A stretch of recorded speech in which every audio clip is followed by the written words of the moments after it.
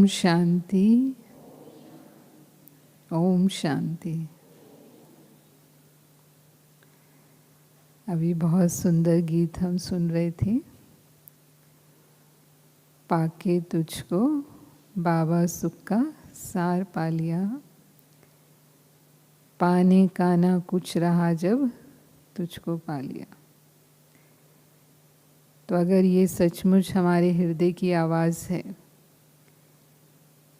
कि बाबा आपको पाने के बाद हमने सब कुछ पा लिया,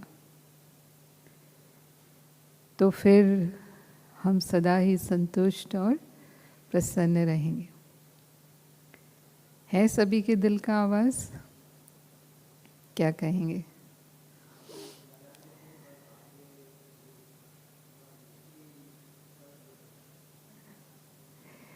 संतुष्ट रहते हैं या नहीं रहते हैं? कभी कभी संतुष्ट और कभी कभी असंतुष्ट, ये स्थिति हो जाती है।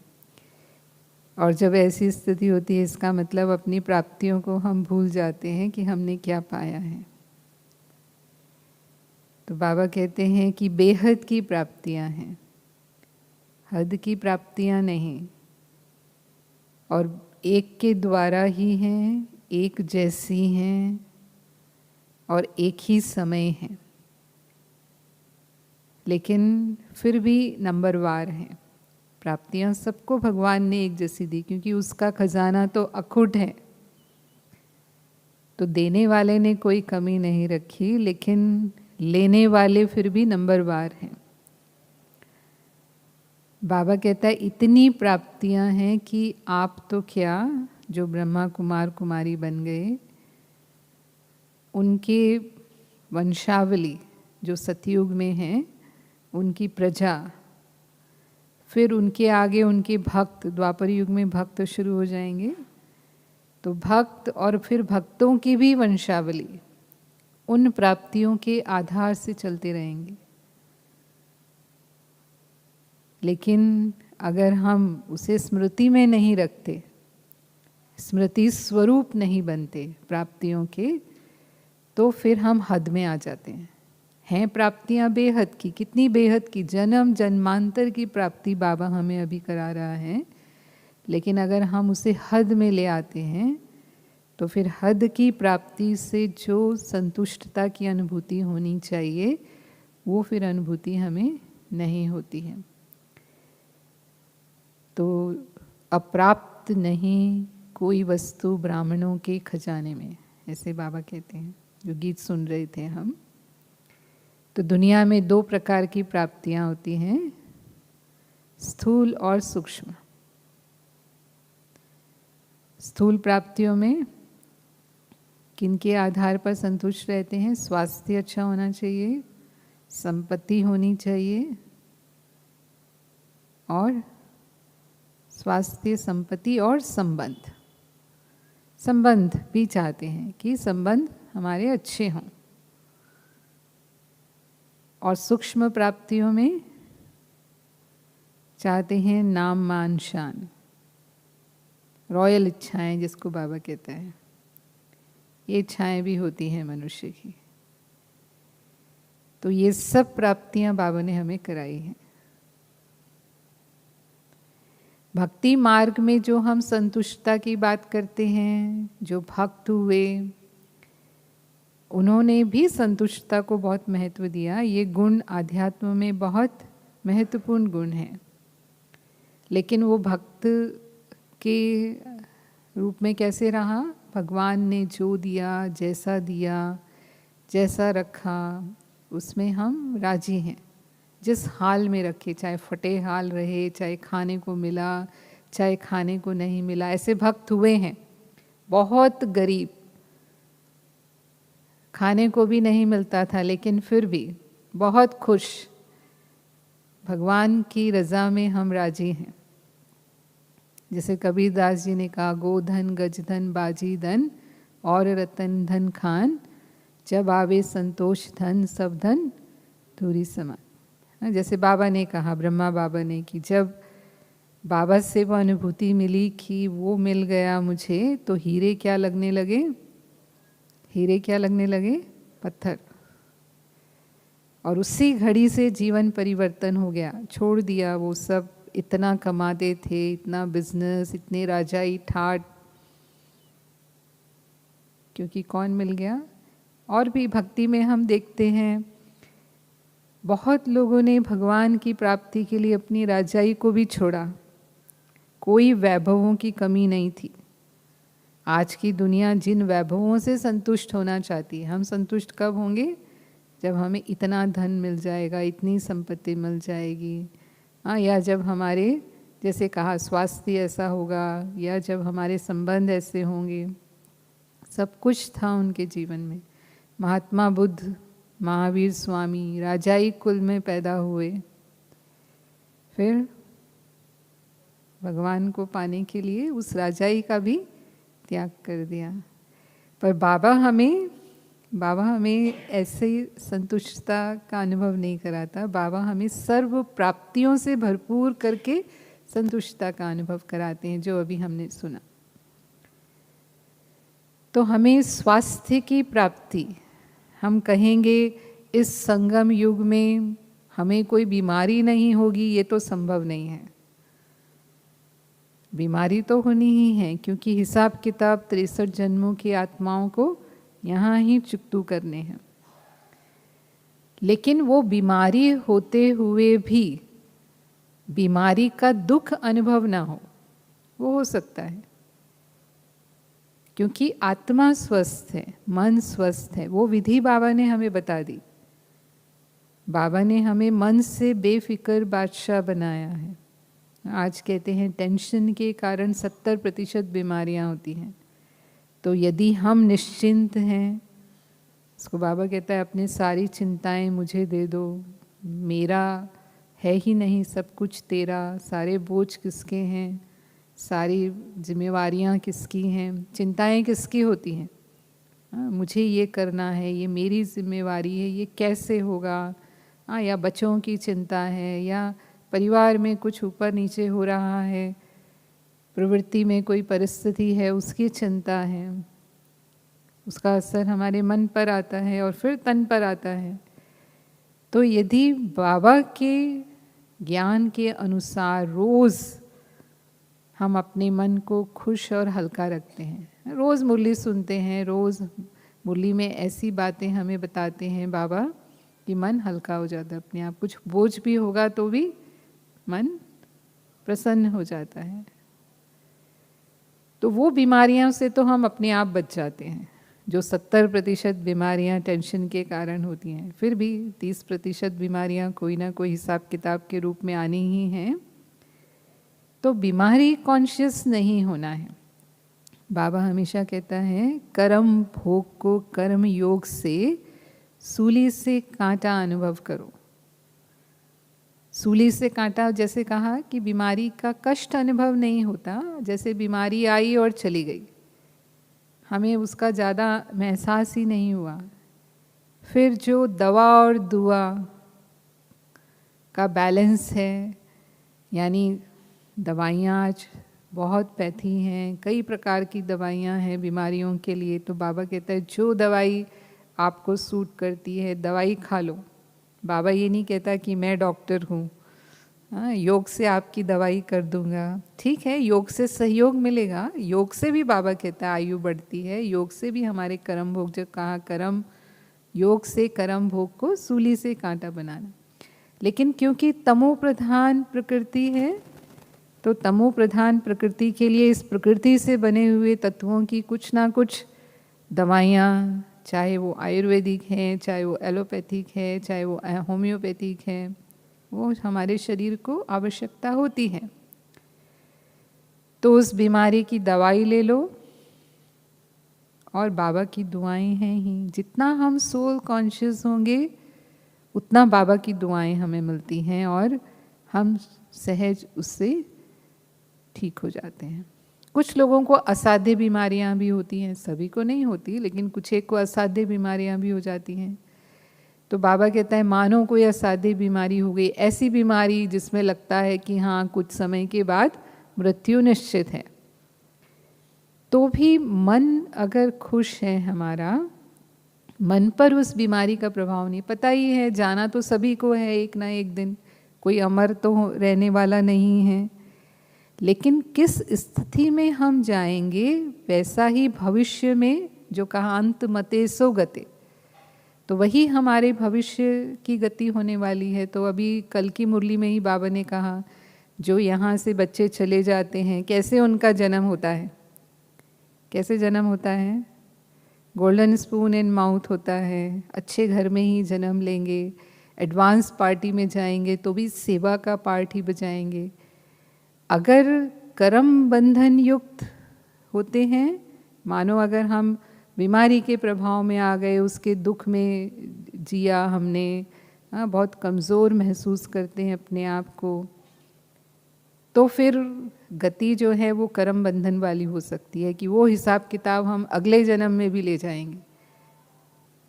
तो कई बार बाबा कहते हैं कि शरीर चला जाए लेकिन खुशी नहीं जाए, तो जाएंगे भी तो खुशी खुशी जाएंगे, तो फिर आगे भी बाबा अच्छे से अच्छा हमें पार्ट देंगे और जाएंगे भी पहले बाबा के पास। तो इसीलिए जो राज बाबा ने हमें समझाए हैं कि आत्मा अजर अमर अविनाशी है, हमें तीनों कालों का ज्ञान है, आत्मा कब कहाँ कैसे जाने वाली है, और आने वाले सतयुग त्रेता में तो हम हैं ही सर्व प्राप्ति संपन्न। जब संगम युग में ही बाबा हमें सर्व प्राप्ति संपन्न बना देते हैं, तो आने वाले 2 युग तो तन इतना स्वस्थ होगा, निरोगी होगा, लंबी आयु होगी, 150 वर्ष की आयु होने वाली है हमारी, इतना लंबा, और एक जन्म नहीं 21 जन्म की गारंटी है बाबा की। तो वो सब प्राप्तियां तो भविष्य में हैं ही हैं, हमारी निश्चित है, हम बाबा के बने तो वो वर्षा तो है ही है। तो स्वास्थ्य भी हमें इस रूप से बाबा हमें इस समय अनुभव कराते हैं। फिर संबंध सारे बाबा से हैं हमारे, जो भगवान है, जो सर्वोच्च है, उससे हमारे संबंध, और वो भी सर्व संबंध, 1-2 संबंध नहीं। दुनिया में तो सारे अलग अलग संबंध होते हैं, माँ अलग, पिता अलग, बहन अलग, भाई अलग, दोस्त अलग, और एक बाबा में ही ये विशेषता है कि वो एक समय में पिता भी हैं तो दोस्त भी हो सकता है, और सभी के साथ निभा सकता है। ऐसे नहीं कि एक के साथ निभा सकता है दूसरे के साथ नहीं निभा सकता, कि मैं इसके साथ बिजी हूँ, आपके साथ अभी बाद में। बाबा ने कहा कि बाबा तो एक ही समय में सब बच्चों के साथ सर्व संबंधों का अनुभव करा सकते हैं, क्योंकि बेहद है ना बाबा तो। और जो निस्वार्थ स्नेह हमें परमात्मा से मिलता है वो आत्माओं से हमें नहीं मिल सकता। जो प्राप्तियों का अनुभव हमें संबंधों में प्राप्ति होती है ना, स्नेह सहयोग की प्राप्ति, आवश्यकताओं की पूर्ति होती है, और जो भी संबंध है, हम क्यों संबंधों में रहते हैं, इसीलिए रहते हैं, मुश्किल के समय में हमारे संबंधी काम आते हैं। शायद मुश्किल के समय में जो लौकिक संबंध है वो नहीं होंगे हमारे पास, जब हमें ज़रूरत होगी तब वो हमारा भाई नहीं होगा, या जो भी संबंध हम सोचते हैं, मेरा पति पत्नी बेटा, हो सकता है कि जब हमें ज़रूरत है तब वो हमारे आसपास नहीं है। लेकिन बाबा तो कभी भी किसी भी समय हमारे लिए हाजिर हैं। बाबा कहता है बस दिल से पुकारो मेरा बाबा, आ जाओ, तो हुजूर हाजिर है बच्चों के लिए। तो ऐसा संबंधी हमें मिला है, उसकी कितनी खुशी और नशा हमें होना चाहिए। और बाबा तो कहता है कि एक बाप दूसरा ना कोई, ये हमारी धारणा होनी चाहिए कि बाबा के अलावा और कोई संबंधों का आधार नहीं। ऐसे नहीं कि एक तो चाहिए ना साथी, एक तो कोई दिल की बात सुनने वाला चाहिए। शिव बाबा तो निराकार है, हाँ, या आकार है। शिव बाबा से कैसे दिल की बातें करें, तो क्या कहेंगे, छुट्टी है। किसी और एक को अपना, एक तो कोई साथी हो अपना, हाँ, जिससे हम दिल की बात कर सकते हैं। क्या कहेंगे, तब संतुष्ट रहेंगे। केवल बाबा से नहीं, बाबा भी चाहिए, फिर एक साथी और भी चाहिए, एक दोस्त और भी चाहिए। तो छुट्टी है बाबा की? हाँ नहीं। तो दिल की बात हमने बाबा से, बाबा कहता है जब भक्तों की भी मैंने पूरी की सब मनोकामनाएं, उनके मुश्किल वक्त में भी उनको साथ दिया, तो आप तो डायरेक्ट बच्चे हो, तो क्या बाबा आपकी नहीं कर सकता है? और सबका अनुभव है बाबा कैसे समय पर सहयोग देते हैं, जो हम सोचते भी नहीं हैं ऐसी बातें संभव हो जाती हैं। अभी उस विस्तार में अभी हम नहीं जाते, लेकिन हर एक का अपना अपना ऐसा विशेष अनुभव है सभी के, बाबा के बच्चों के। तो संबंधों की प्राप्ति है। फिर संपत्ति, जो दुनिया में लोग समझते हैं आज, हमारे पास अब इतने साधन हैं आज के विज्ञान के युग में, तो लोग तो धन के पीछे ही भागते रहते हैं। भागदौड़ की ज़िंदगी ही लोगों की किसके लिए है? ज़्यादा से ज़्यादा धन कमा लें, ज़्यादा से ज़्यादा धन इकट्ठा कर लें, साधन इकट्ठे कर लें। अभी हम बाबा के बच्चे अविनाशी कमाई के महत्व को जानते हैं। जो हमारी संपत्ति है वो अविनाशी संपत्ति है, वो तो विनाशी है, वो साथ में भी नहीं जाने वाली है। तो हमारा सबसे बड़ा धन कौन सा है? हमारा सबसे बड़ा धन है ज्ञान धन। और बाबा कहता है जो ज्ञान धन है वही स्थूल धन को भी लाता है। दुनिया में भी कहते हैं knowledge is source of income. दुनिया में भी जो लोग पढ़े लिखे होते हैं उनकी अच्छी कमाई होती है। तो यहाँ भी अगर ज्ञान धन हमारे पास है, ज्ञान धन की कमी नहीं है, तो हमारी आवश्यकताएं स्वतः पूरी होती हैं।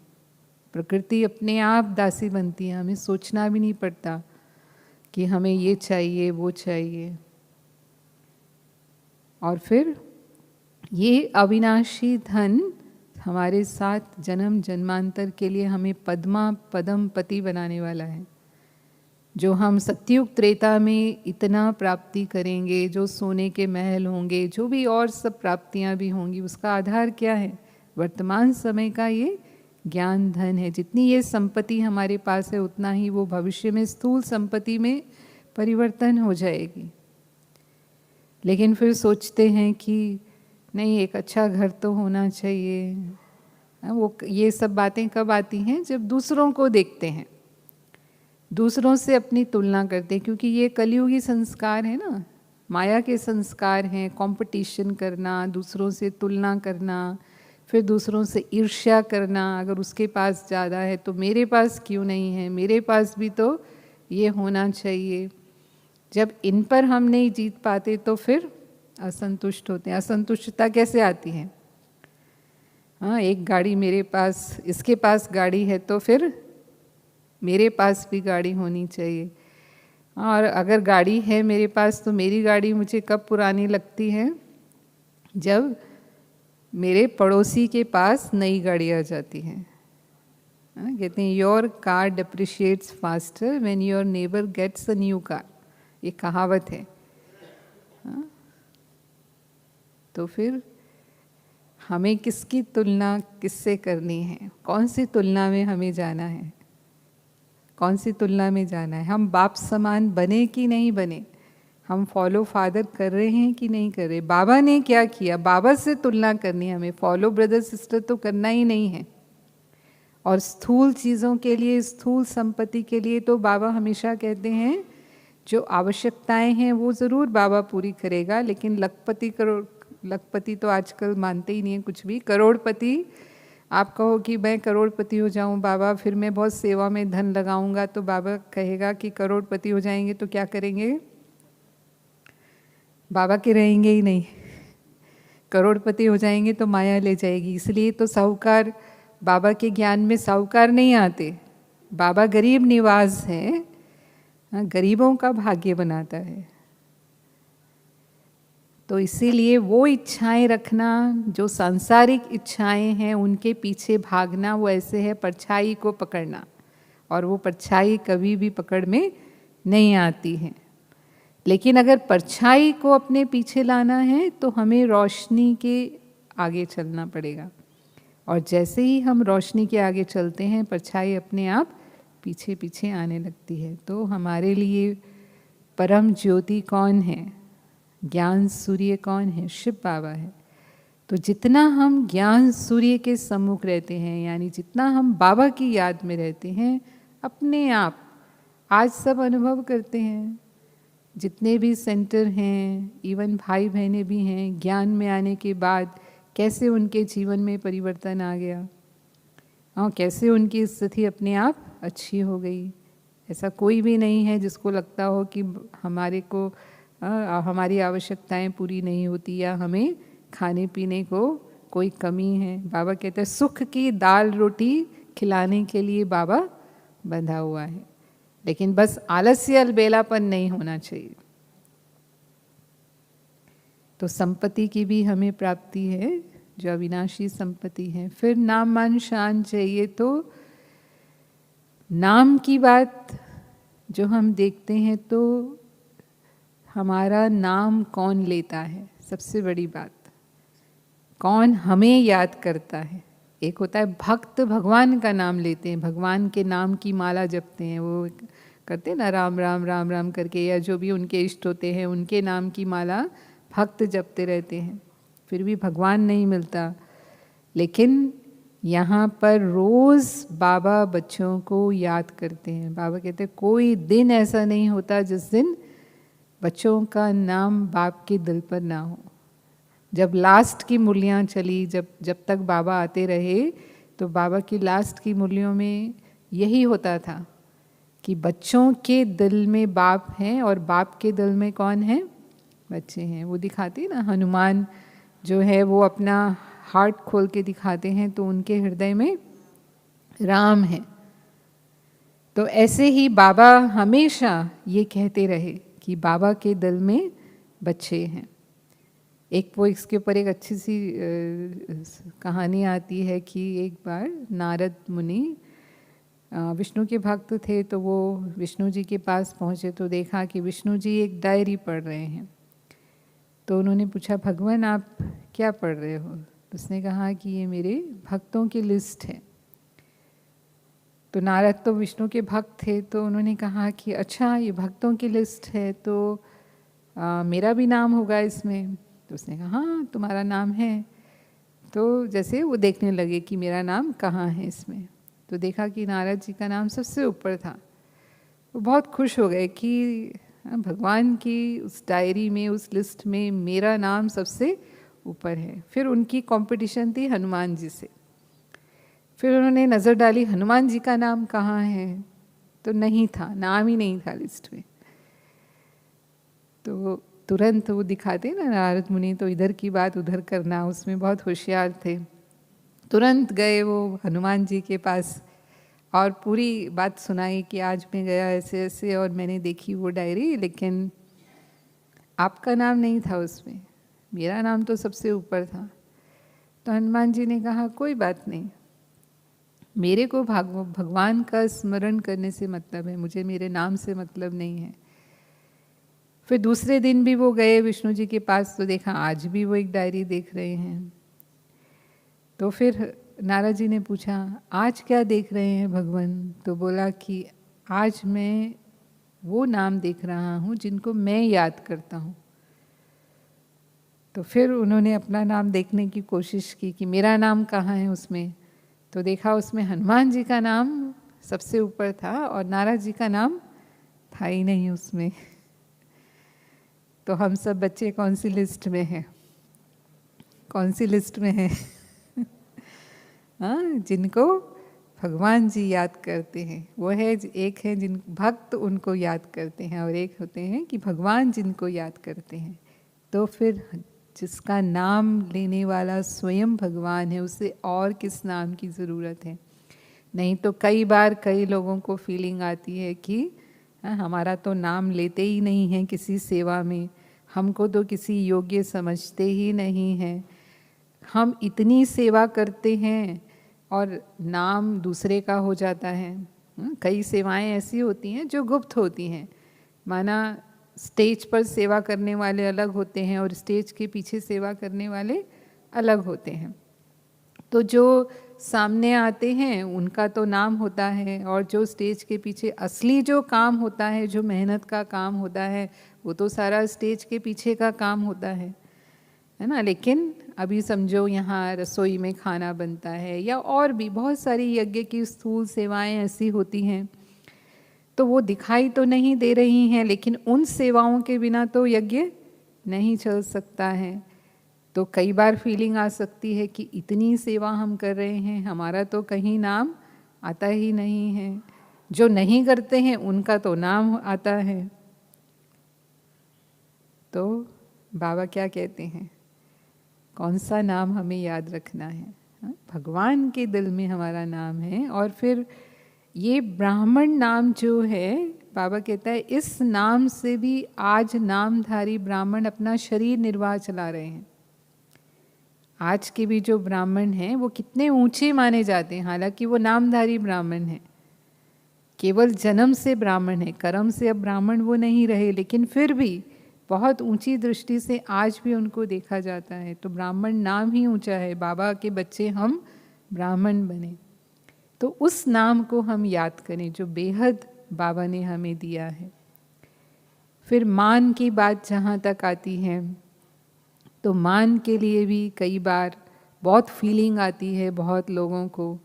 लेकिन यहाँ बाबा कहता है कि आप बच्चों को मैं अपने से भी आगे रखता हूँ। जो आपके चित्र होते हैं, जो देवी देवताओं के रूप में आपकी पूजा होती है, भक्त उसका कितना मान रखते हैं। आज भी कितनी विधि पूर्वक देवी देवताओं के मंदिर में उनकी पूजा होती है। तो जब जड़ चित्रों का इतना मान है, कोई मंदिर से आगे गुजर भी रहा होगा ना तो भी नमस्कार करके जाएगा, अगर नहीं तो उसको लगता है कहीं मैंने देवता का अपमान तो नहीं कर दिया ना। इतना मान रखते हैं, हालांकि है जड़ चित्र तो भी उसका भी सम्मान रखते हैं। तो चैतन्य में रहे हैं तभी तो उतना सम्मान जड़ चित्रों को भी है। और फिर बाबा कहता है डबल पूजा होती है आपकी, सिंगल पूजा नहीं। मैं विश्व का मालिक नहीं बनता हूँ, मैं बच्चों को विश्व का मालिक बनाता हूँ। फिर स्वमान, वर्तमान समय ब्राह्मण जीवन में जो स्वमान बाबा ने दिए, कितने स्वमान हैं। ऐसे टाइटल जो दुनिया में किसी को नहीं है, कितने भी ऊंचे पद पर हो कोई, हैं किसी के ऐसे टाइटल जो बाबा ने हमें दिए हैं? जो हु इज़ हु की लिस्ट होती है दुनिया के अंदर, फोर्ब्स पत्रिका होती है, बहुत प्रसिद्ध पत्रिका होती है जिसमें दुनिया के 100 प्रतिष्ठित व्यक्तियों की लिस्ट होती है। तो वो जो VVIPs हैं उनको भी ऐसे टाइटल नहीं है, और वो भी अनगिनत, गिनती के नहीं। कौन कौन से टाइटल हैं? रोज सुनते ना मुरलियों में, कौन कौन से टाइटल हैं? बोलो। स्वदर्शन चक्रधारी हैं, पद्मा पदम भाग्यवान हैं, विजयी रतन हैं, और विश्व कल्याणकारी हैं, मास्टर सर्वशक्तिवान हैं, कोटों में कोई, कोई में भी कोई, भगवान के चुने हुए रतन हैं, विश्व के पूर्वज हैं, हाँ, देवकुल की पवित्र आत्माएं हैं, महान आत्माएं हैं, देवी देवता कुल की आत्माएं हैं। तो ये जो सम्मान भगवान ने दिया हमें, जो स्वमान दिया, दुनिया में किसी को भी ये नहीं प्राप्त है। तो उसके नशे और खुशी में रहना, जितना स्मृति स्वरूप, जैसे कहा ना, प्राप्तियां तो हैं, लेकिन जितना हम उसकी स्मृति में रहते हैं उतना हमें वो खुशी और नशा उसका अनुभव होता है। और केवल स्मृति नहीं, स्मृति स्वरूप बनना है। फिर शान की बात, तो दुनिया में जो सबसे बड़ी शान मानते हैं वो कोई व्यक्ति तख्त पर बैठता है, उसको सबसे बड़ी शान माना जाता है। तो हम बाबा के दिल तख्त नशीन हैं। एक बार बाबा ने ऐसे मुरली में पूछा था कि इंग्लैंड की महारानी कहे कि तुम मेरा तख्त ले लो, तो क्या आप उसका तख्त लेंगे? बाबा के बच्चे क्या उस तख्त को लेने के लिए राजी होंगे? क्या कहेंगे? क्योंकि हमें उससे भी ऊंचा तख्त, भगवान का दिल तख्त मिला हुआ है। वो सबसे ऊंची शान है। बस वो शान अभिमान में नहीं बदलनी चाहिए, स्वान भी अभिमान में नहीं बदलना चाहिए। और अभिमान की निशानी क्या है? माना ये शुद्ध नशा है, अशुद्ध नशा नहीं, जिसको बाबा नारायणी नशा कहता है। दुनिया में भी लोग नशा रखते हैं, अपने पद, पोजीशन, पावर का नशा रखते हैं, लेकिन वो अभिमान हो जाता है, और वो अभिमान की निशानी है अपमान। जरा सी बात में फीलिंग आ जाएगी, आप इतनी सी बात नहीं कह सकते उनको, फिर अगर आपने जरा सा कहा तो 1 का 10 जवाब मिलेगा आपको। फिर उनके अंदर उसको लेकर के क्रोध आएगा, फिर नहीं तो बदले की भावना आ जाएगी। फिर एक के साथ दूसरे विकार जुड़े हुए होते हैं ना, साथी होते हैं 1-2 के, तो उसमें परिवर्तन नहीं होना चाहिए। तो ये सब प्राप्तियां हमें संतुष्टता का अनुभव कराती हैं।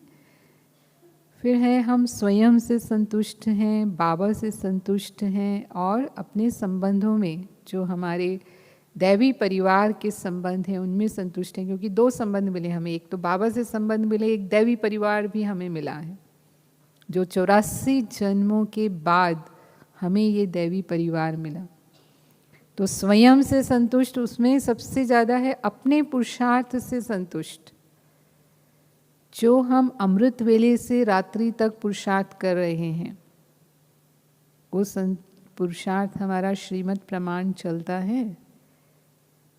जो स्मृति, वृत्ति, दृष्टि, बोल के बारे में बाबा की हमारी श्रीमत है, वैसे ही स्मृति, वृत्ति, बोल, संबंध, संपर्क हमारा चलता है, तो हम संतुष्ट रहते हैं, नहीं तो असंतुष्ट हो जाते हैं। आज मेरा अमृत वेला ठीक नहीं हुआ, आज मेरी मुरली मिस हो गई, या आज कोई भी हमारे संबंध संपर्क में जो भी कहेंगे हम, मेरे संस्कार का टकराव हो गया, किसी ने हम पर गुस्सा कर दिया या हमने किसी के ऊपर गुस्सा कर दिया, तो बाबा कहता है अगर कोई मेरी इंसल्ट कर दे तो भी हम संतुष्ट रहेंगे? क्या कहेंगे? ये तो रोज की बातें हैं, कोई ना कोई हम पर गुस्सा कर देता है, कोई हमसे अच्छा व्यवहार नहीं करता, कोई हमसे झूठ बोल देता है, कभी कोई धोखा भी दे देता है, या कोई ऐसी गलती कर देता है समझो जो उसको नहीं करनी चाहिए, या हम समझते हैं इसके अंदर ऐसा, इसको ऐसा नहीं करना चाहिए, पर वो वही काम करते हैं जो आप कहते हैं कि नहीं करना है, तो भी संतुष्ट रह सकते हैं। संबंध में जो असंतुष्टता होती है वो इन्हीं कारणों से होती है। तो अपने आप से पूछिए, पूछ के देखिए कि क्या हम संतुष्ट रहते हैं ऐसी स्थितियों में? रहते नहीं रहते? कोई भी हाँ ना नहीं कर रहा है। हाँ, रहते हैं। जो समझते हैं रहते हैं वो हाथ उठाओ। अच्छा, 50। हाँ, कभी कभी नहीं रहते हैं। वैसे भी हाथ भी 1/3 उठ रहे हैं, बाकी 2/3 नहीं उठ रहे। मतलब सबसे ज़्यादा असंतुष्ट हम संबंधों में होते हैं।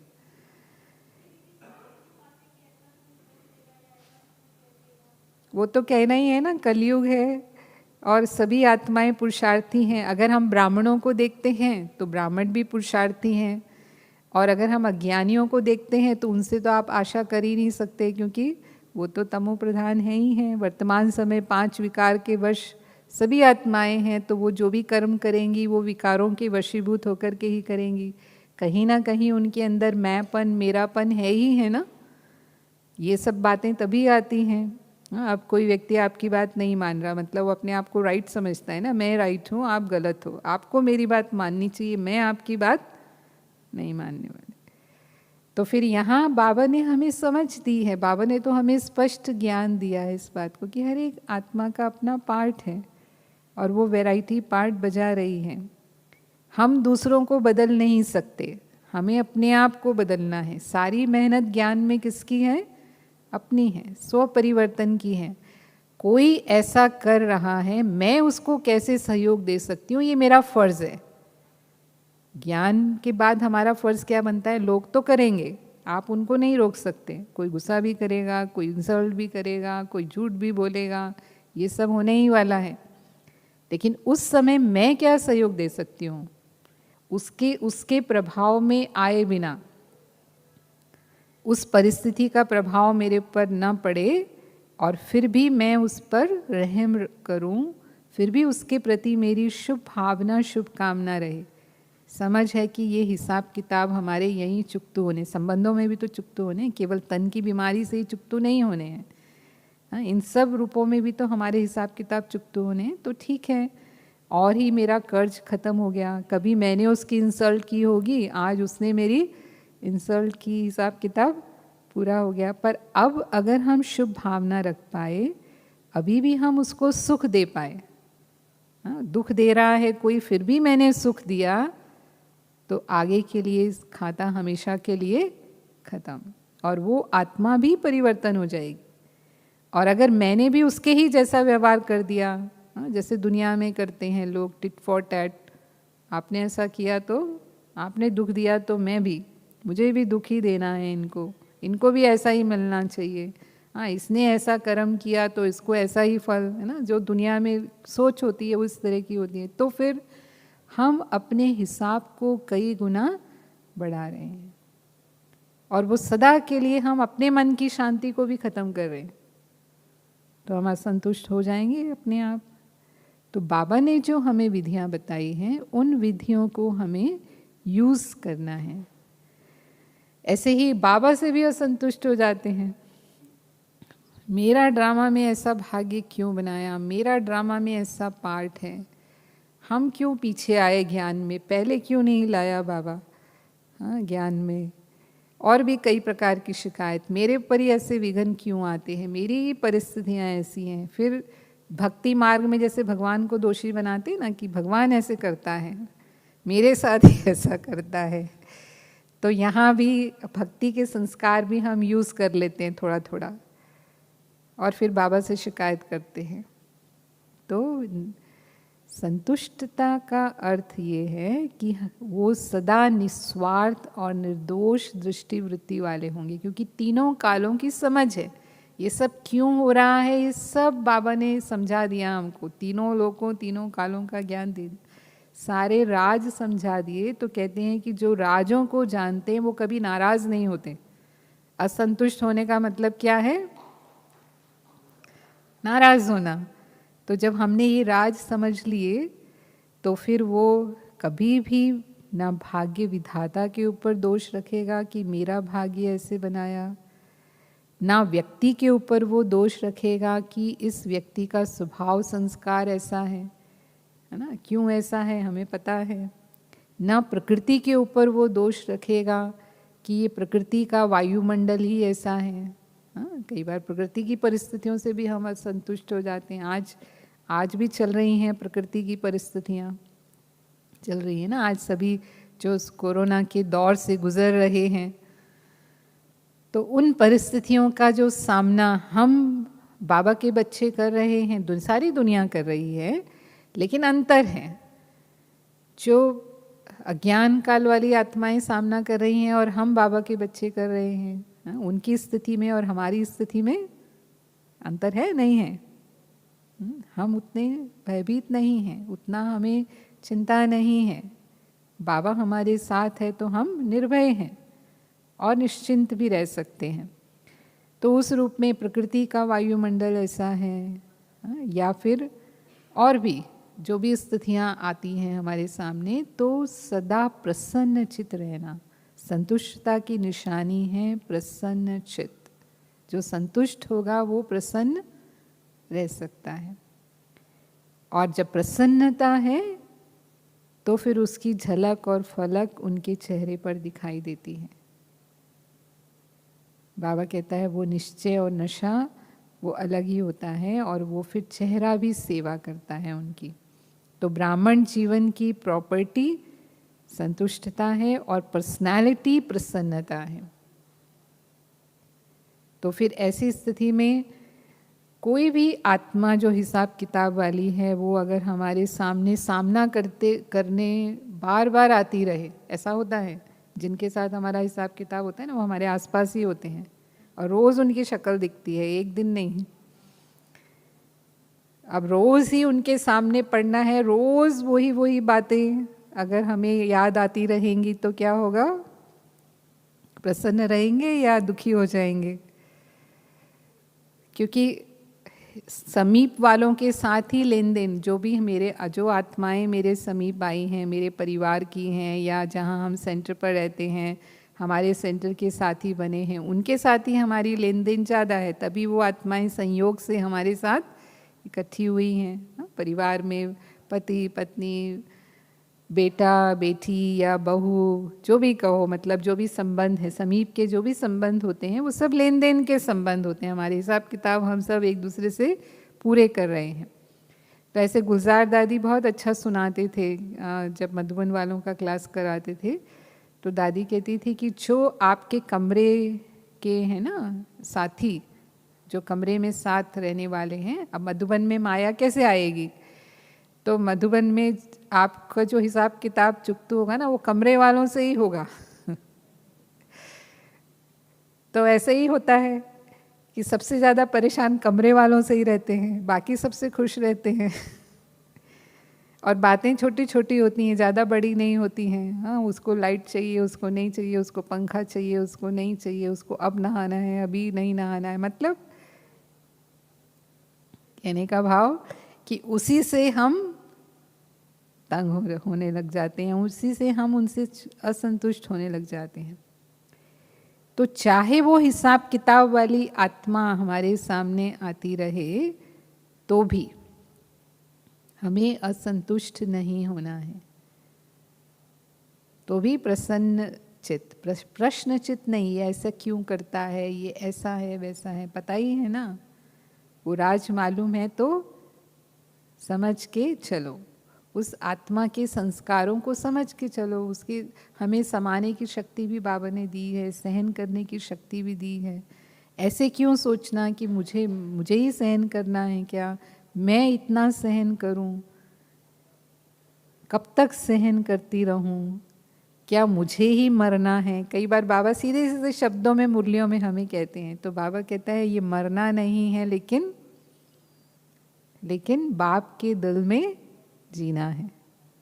बाबा के दिल में, कई बार बाबा ये बात कहते हैं कि अगर मानो किसी कारण से आपका नाम किसी में पीछे हो जाता है, कोई आत्मा के साथ आपका हिसाब किताब है और उसके कारण वो आपको आगे आने नहीं देते, ऐसा भी होता है। कोई ऐसी निमित्त आत्माएं हैं, उनके साथ हमारा हिसाब किताब है और उसके कारण वो फिर हम आगे नहीं आ पाते और वो बिल्कुल हमारा नाम लेना ही नहीं चाहते हैं, ऐसे भी होता है। तो बाबा ने एक मुरली में स्पष्ट कहा था कि अगर ऐसा है, हो सकता है, लेकिन बाप की जो विजय माला है बनने वाली है, उस विजय माला में आपका नाम मिस नहीं हो सकता, आपका नाम आगे होगा। हाँ, तो इतनी गारंटी बाबा हमें देते हैं। तो यहाँ के इन हिसाब किताब की परवाह हमें नहीं करनी है, लेकिन उस आत्मा को हम सुख कैसे दे सकते हैं? जैसे बाबा दाता है, मुझे भी दाता बनना है। ऐसी आत्माओं के प्रति भी जितना हम दाता बनेंगे, उन्हें अपने से भी आगे रखेंगे। एडजस्ट करने का मतलब क्या है? उन्हें अपने से आगे रखना, पहले आप कर देना, जैसे बाबा करते थे। पहले आप संबंध संपर्क में, संबंध हमारे अच्छे बने रहें और वो संबंधों में मधुरता रहे, उसका मंत्र यही है कि हर बात में पहले उनको मान भी देना है तो पहले उनको दो। जैसे हमने कहा कि देने से मिलता है, जितना हम देते हैं वो रिटर्न वही लौट कर हमारे पास आता है, तो हम देते जाएं। तो निश्चित रूप से वो फिर रियलाइज़ करते हैं और बाद में वही चीज़ कई गुना होकर के हमें मिलती है। तो स्वयं से भी संतुष्ट, बाबा से भी संतुष्ट और परिवार से भी, जो भी हम कहेंगे संबंध है, उससे भी संतुष्ट, और ड्रामा से भी, जो भी पार्ट हमें मिला है। कई बार कई सोचते हैं भगवान ने मुझे क्यों माता बना दिया, हाँ, इससे तो मैं कुमारी होती संगम युग पर तो ब्रह्मा कुमारी बनती, उतना ऊंचा भाग्य होता, क्यों मुझे प्रवृत्ति वाला बना दिया। हाँ, प्रवृत्ति वाले बन गए तो हमारा भाग्य कम हो गया, ऐसा कहेंगे। हम जिस पार्ट में हैं उस पार्ट में रहते हुए भी हम संपन्न बन सकते हैं। बाबा ने कोई हमारे लिए लिमिट, सीमा नहीं रखी है कि जो समर्पित होने वाले हैं वही संपन्न संपूर्ण बन सकते हैं और जो प्रवृत्ति में रहने वाले हैं वो संपन्न संपूर्ण नहीं बन सकते हैं। लेकिन जो सच्चे दिल से समर्पित हैं, ट्रस्टी होकर के चलते हैं। बाबा तो कई बार रहते हैं समीप में रहने वालों की इतनी लगन नहीं होती, सुनते हैं ना मुरली में जो बांधेलियाँ होती हैं वो बाबा को याद करती हैं, बहुत याद करती हैं, तो वो ऊंच पद पा लेंगी। और लेकिन जो घर में बैठे हैं उनकी इतनी लगन नहीं है, क्योंकि वो समझते हैं हमने तो पा लिया, फिर अलबेले हो जाते हैं, तो फिर अंतर आ जाता है उसमें। तो बाबा ने बिल्कुल भी हमें ऐसा नहीं कहा कि हम कोई ये पार्ट प्ले कर रहे हैं तो हम संपूर्ण नहीं बन सकते। हम जिस भी पार्ट में हैं वो पार्ट में रहते हुए, हर पार्ट का अपना राज है। और बाबा कहता है कि सर्व के सहयोग से बाबा सतयुग की स्थापना करते हैं, सर्व के सहयोग से सुखमय संसार। तो उसमें सभी सैंपल चाहिए, सभी रोल मॉडल हैं। केवल ऐसे नहीं कि जो समर्पित हैं या जो कुमार कुमारी हैं उन्हीं की सेवा, प्रवृत्ति वालों की सेवा का भी कोई कम महत्व नहीं है। बाबा तो उनको भी इतने सम्मान की नज़र से देखते थे कि जो प्रवृत्ति वाले हैं वो महात्माओं के सिर झुकाने वाले हैं। जो महात्माएं जिसे असंभव समझते हैं वो प्रवृत्ति वालों ने संभव करके दिखाया है।